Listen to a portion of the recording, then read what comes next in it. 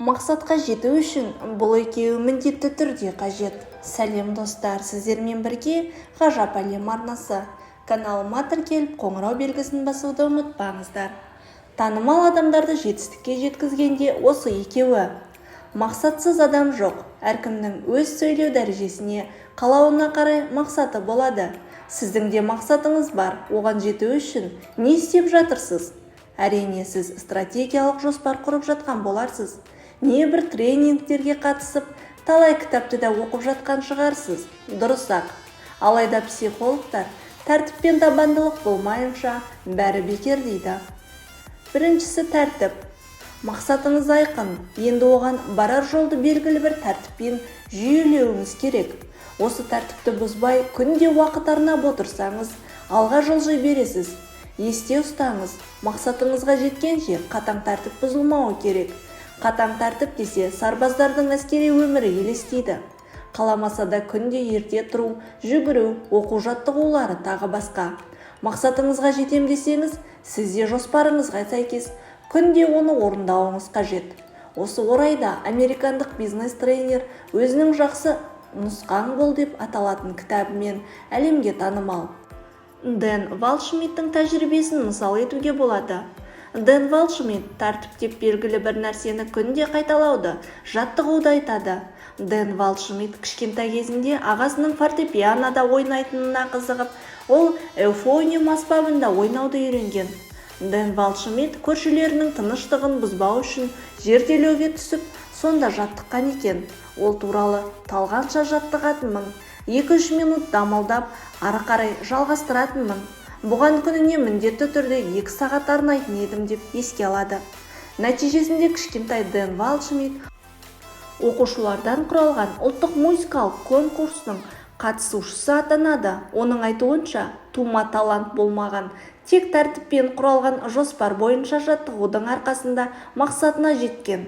Эуфониум аспабында шебер ойнауды үйренгеннен кейін, ол күнде белгілі бір уақыт пен қайталау тәртібі арқылы бәрін үйренуге болатынын тағы да сынап көрмек болады.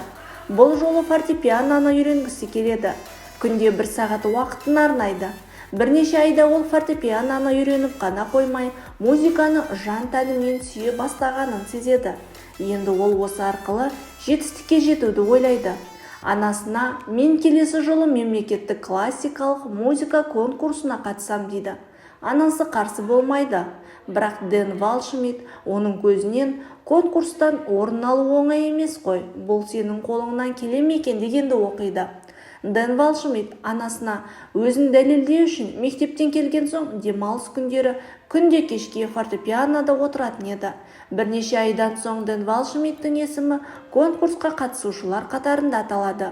Ол 100 рет қайталаған музыканы ойнап шығу оңай болды. Конкурстың соңында жеңімпаз атанғанымды естігенде көзімнен еріксіз жас ақты.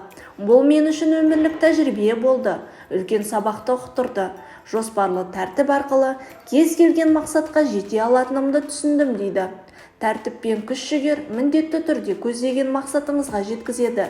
Тек мақсатқа қарай алғашқы қадамды бастасаңыз болғаны. Бастаңыз және күнде оған белгілі бір уақытты арнаңыз. Екіншісі табандылық. Тәртіппен жұмыс істеуді бастаған соң табандылық қажет. Белгілі бір тәртіппен күнде қайталау немесе жоспар бойынша жұмыс істеу табандылықтың арқасында жүзеге асады. Дэн Валшмидтте табандылық болмаса, ол сахнаға шыға алмас еді. Дайындыққа мыңдаған сағатын арнағандықтан ол конкурста жеңімпаз атанды. Ал дайындыққа күнде бірнеше ай белгілі бір уақытта арнап қайталау табандылық. Әрине, Дэн Валшмидт сияқты мақсатына табанды болу оңай емес. Бірақ Валшмидт табандылыққа дағдылануға, үйренуге болады дейді.